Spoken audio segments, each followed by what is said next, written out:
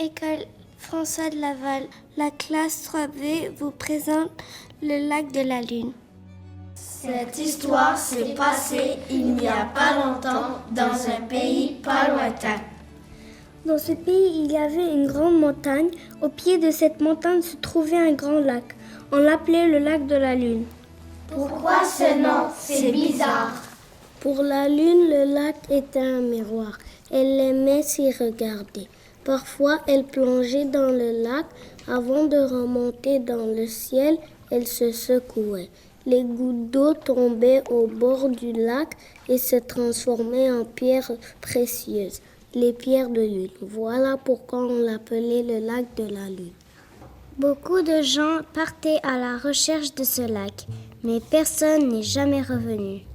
Pourquoi ne sont-ils jamais revenus chez eux? Personne ne le sait, c'est un mystère. Un homme vivait pourtant sur cette montagne, un berger. Le chanceux, il pouvait avoir plein de pierres de lune. Non, il n'était jamais descendu au bord du lac. Il ne savait pas qu'il y avait des pierres de lune. Ce berger prenait soin de ses moutons. Chaque matin, il les conduisait dans la montagne. Le soir, il les comptait avant de les rentrer dans la bergerie. Un soir, il manqua un mouton. Il compta et recompta, mais en vain. Le lendemain, il prit son manteau, son bâton de berger, un morceau de pain et un bout de fromage. Puis, il partit à la recherche de son mouton. Et le berger a marché. Il a marché jusqu'à la nuit tombante, mais il n'a pas trouvé son mouton. Au lieu de retourner à sa cabane, il reste sur la montagne. La nuit est belle, il allume un feu. En se penchant pour regarder au pied de la montagne, il voit le lac. Et au bord du lac, son mouton. Il se précipite vers le lac. Heureux d'avoir retrouvé son mouton, il le serre dans ses bras. Soudain, quelqu'un se met à parler. « S'il te plaît, donne-moi à manger, j'ai faim. » « S'il te plaît, donne-moi à manger, j'ai faim. » Le berger se retourne et voit un renard à ses pieds. « Il ne me reste qu'un petit bout de pain et un morceau de fromage. Prends-les, ils sont pour toi. »« Merci, tu n'es pas comme les autres. Ils ne m'ont pas donné à manger. Ils ne voulaient que les pierres et ne m'ont pas écouté. Tant pis pour eux. » Le renard dit au berger qu'il est le gardien du lac. Il lui dit aussi qu'il peut prendre toutes les pierres de lune qu'il veut. Mais il doit quitter le lac avant que le jour se lève. Sinon, il deviendra aveugle comme tous les autres et ne retrouvera jamais son chemin. Je n'ai pas besoin d'être riche. 2 ou 3 pierres me suffiront.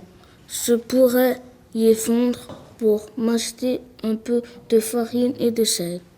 Quelques jours plus tard, le berger met le chemin de la ville sous ses pas. Le berger marche jusqu'à la ville. Il s'installe sur la place du marché. Il place ses pierres de lune sur un morceau de tissu posé sur le sol. C'est des pierres de lune à vendre, 3 sous chacune. Les soldats de la reine voient le berger. Ils l'arrêtent et le conduisent au palais. Ce berger est un voleur. Il essayait de vendre des pierres précieuses. Tu volais ces pierres précieuses? Je n'ai rien volé. J'ai ramassé au bord du lac, au pied de la montagne où je vis. Tu sais donc où se trouve le lac de la Lune. Tu vas m'y conduire avec mes soldats. Si tu refuses, je te fais couper la tête. Le lendemain, le berger reprend le chemin de sa montagne. Derrière lui, la reine sur son cheval et les soldats à pied. Et il marche jusqu'à la fin de la journée. La lune et les étoiles éclairent le lac. Les pierres de lune brillent. La reine ordonne à ses soldats de tout les ramasser. Pendant toute la nuit, les soldats ramassent. Pendant toute la nuit, ils remplissent de grands sacs, remplissent encore. Voyant que la lune vient de disparaître, le berger veut prévenir la reine, lui dire de partir avant que le soleil se lève. Sinon, elle deviendra aveugle et ses soldats aussi. Mais une reine ou un roi, ça n'écoute pas un petit berger de rien du tout. On n'a jamais revu ni la reine ni ses soldats. Le berger, lui, est retourné vivre avec ses moutons. Et quand il descend au lac, c'est pour y retrouver son nouvel ami, le renard.